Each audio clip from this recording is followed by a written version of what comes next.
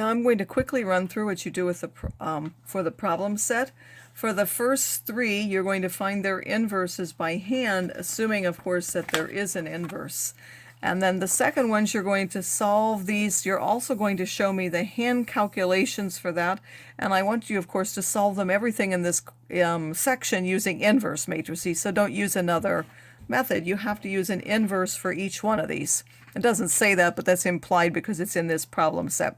So you first need to find the inverse of this matrix and then pre-multiply this by, you're going to find the inverse of this, which is A. You're going to find A inverse, and then you have to pre-multiply A inverse by this to find the coefficient of X. And then some of these you have to do some moving around first before you can do that.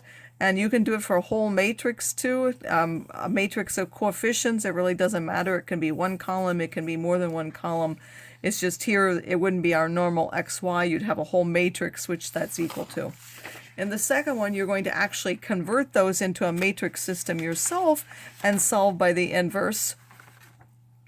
For the 2 by 2, again, I want you to show by hand, but for the larger ones, you can go ahead and use your calculator for those, even though that doesn't say it.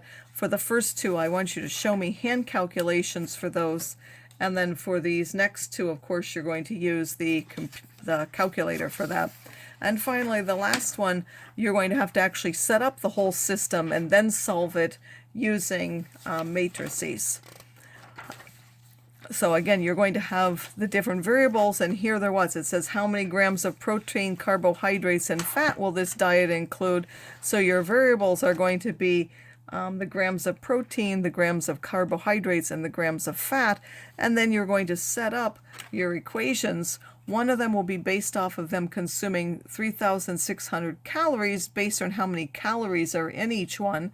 And then there's another one where you're going to consume this many grams of food. That's the total number of grams. And finally, there's one which concentrates on just how many of the calories come from protein and fat. So that will be your third equation. So once you set them up, you're going to convert that into a matrix system, and then you solve that matrix system using inverse of matrices. In the second one, there are only two variables. It says how many apartments of each type. There are 1 bedroom and 2 bedrooms, so those numbers will be your variables. And then one of them, there are 50 units, so that will give you one equation. And then the other one will be based off of the total monthly income of the owner. And you're going to solve that system using matrices. And since that's a 2 by 2 case, you're going to go ahead and show me the hand calculations for this one. Whereas this one, because it's a 3 by 3, you'll just use your graphing calculator.